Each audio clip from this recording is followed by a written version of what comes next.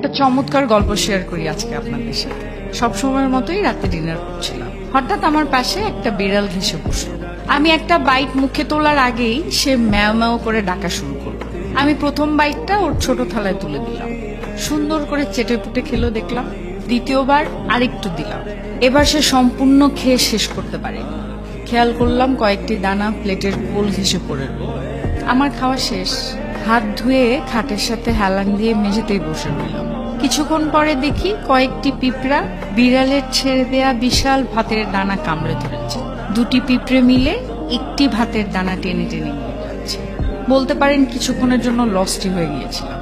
এই ভাতের দানাটা ওদের জন্যই বরাদ্দ ছিল। বিড়ালের জন্য যতটুকু বরাদ্দ ছিল ঠিক ততটুকুই সে খেতে পেয়েছে। খেয়াল করলাম আমিও তো আমার ভাগেরটা পেয়ে গেছি, অথচ এই ভাত কত প্রক্রিয়ার মধ্য দিয়ে আমার থালায় এসছে। আমি যে তরকারি দিয়ে খেলাম সেখানে 5 রকমের সবজি ছিল, বিভিন্ন জায়গা থেকে সেগুলো এসছে বাজারে, আবার সেই বাজার থেকে এসছে আমার থালায়। আর যে মাছটি আমি খেলাম সেটা কত নদী সরোবর হয়ে কত জেলের জালকে ফাঁকি দিয়ে আমার প্লেটে এসছে তা আমি জানি না।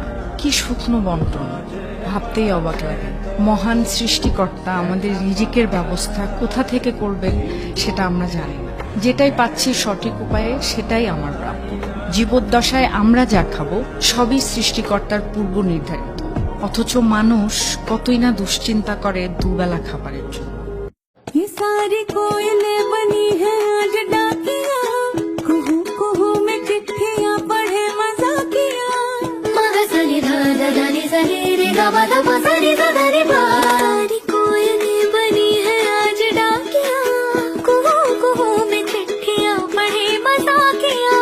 इन्हें कहो कि ना छुपाए किसने है लिखा बताए, उसकी आज मैं नजर उतार लूं। हे हो पियाली रे हे